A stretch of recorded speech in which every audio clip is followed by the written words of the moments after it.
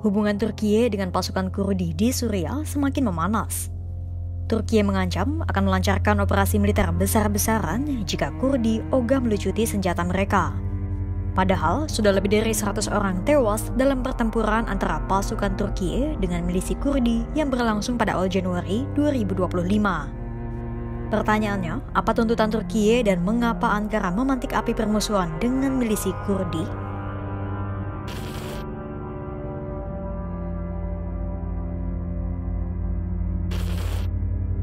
Setelah Hayat Tahrir al-Syam alias HTS berhasil melengsarkan rezim Bashar al-Assad, kini Suriah menghadapi babak baru menuju masa depan.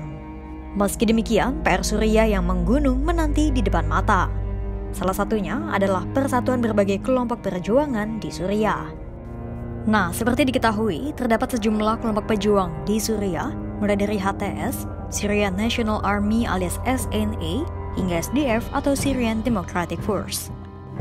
Masing-masing memiliki tujuan dan di bawah pemerintahan sementara yang dipegang oleh HTS, semua kelompok oposisi diharapkan untuk melucuti senjata dan melebur menjadi militer nasional Suriah. Namun, SDF yang didominasi oleh milisi Kurdi bersikeras tetap ingin memisahkan diri dan mendirikan negara Kurdistan. Imbasnya, sejumlah pertempuran pecah antara milisi Kurdi yang tergabung dalam SDF dengan pasukan dukungan Turkiye. Observatorium Suriah untuk HAM pada Minggu 5 Januari 2025 melaporkan sedikitnya 101 orang tewas dalam 2 hari pertempuran antara pasukan Turkiye dengan milisi Kurdi. Itulah mengapa Menteri Luar Negeri Turkiye, Hakan Fidan, mengancam akan terus melancarkan operasi militer terhadap milisi Kurdi jika syarat dari Ankara tak dipenuhi. Turkiye tak akan meningkatkan intensitas serangan jika pasukan Kurdi mau melebur dengan kelompok oposisi lainnya. Jika tidak mau melebur, setidaknya mereka yang menentang persatuan dan integritas Suriah harus keluar dari Damaskus sesegera mungkin.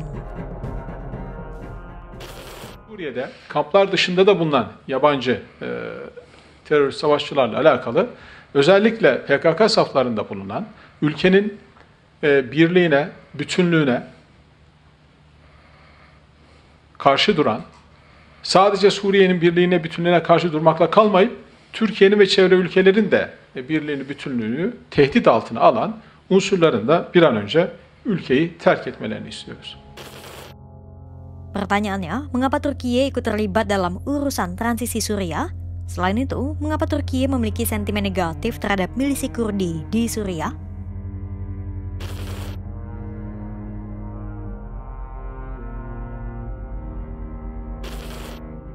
Sebagai salah satu kekuatan besar dan sekaligus tetangga Suriah, tentu Turkiye memiliki peran penting untuk ikut membangun Suriah era baru. Selain karena kedekatan geografis, juga sebagai jalan untuk mendekatkan Turkiye dengan negara-negara Arab. Tapi di luar itu semua, tujuan Turkiye di Suriah sejak dulu sejatinya hanya satu, yakni menumpas milisi Kurdi. Jadi, Turkiye memiliki sentimen negatif dengan milisi Kurdi sudah sejak dulu. Jika garis sejarah ditarik jauh ke belakang, hubungan Turkiye dan milisi Kurdi buruk setelah Ottoman runtuh pada 1920. Saat itu, Ottoman dan Sekutu Barat berjanji akan memberikan wilayah kepada kelompok Kurdi untuk mendirikan negara Kurdistan. Tapi rencana itu gagal setelah Republik Turkiye berhasil meruntuhkan Ottoman. Akhirnya, wilayah Ottoman terpecah-pecah menjadi Turkiye, Iran, Irak, dan Suriah. Nah, akhirnya kelompok Kurdi tersebar ke 4 negara itu. Tapi perjuangan kelompok Kurdi mendirikan negara Kurdistan rupanya tak padam. Akhirnya muncullah partai dan milisi Kurdi yang berjuang untuk mendirikan negara Kurdistan yang merdeka. Dan perjuangan partai Kurdi itu ada 2. Ada yang menggunakan pertumpahan darah, ada pula yang melalui diplomasi. Salah satu kelompok Kurdi yang memilih kekerasan adalah PKK atau Partai Pekerja Kurdistan yang didirikan oleh Abdullah Öcalan pada 1974 di Tenggara Turkiye. Kekerasan yang disebabkan oleh PKK tak main-main. Melalui berbagai taktik terorisme yang diterapkan, sekitar 40.000 orang meninggal dunia dalam konflik Turkiye dan Kurdi. Itulah mengapa Turkiye akhirnya mengecap PKK sebagai organisasi teroris.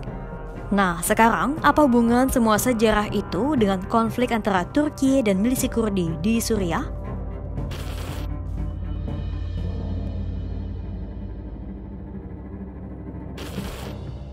Setelah semua kenangan kelam dengan milisi Kurdi terjadi, Turkiye kemudian bersikeras memburu semua milisi Kurdi yang menggunakan kekerasan untuk berjuang mendirikan negara Kurdistan.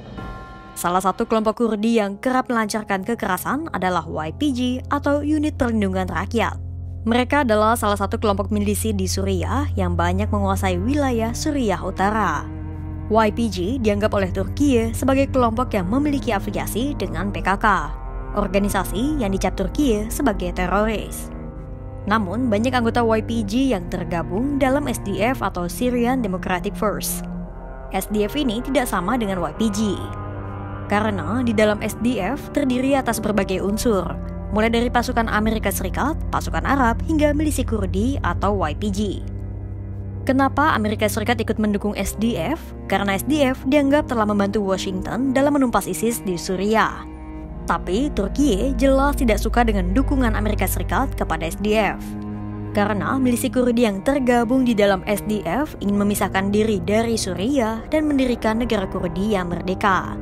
Jika terjadi, hal itu akan berpengaruh dengan wilayah yang akan ditempati Kurdi, yang mana bisa saja mengganggu kawasan Suriah maupun Turkiye. Turkiye tentu tidak bisa tenang dengan ambisi milisi Kurdi itu. Ditambah, Suriah dan Turkiye merupakan dua negara yang berbatasan langsung. Jadi, kalau ada gejolak yang ditimbulkan oleh milisi Kurdi di Suriah, dikhawatirkan bisa-bisa milisi Kurdi yang ada di Turkiye muncul ke permukaan dan ikut membuat masalah. Itulah mengapa Turkiye berusaha sekuat tenaga meredam api separatisme yang berkobar di antara milisi Kurdi, baik di Ankara maupun di Suriah.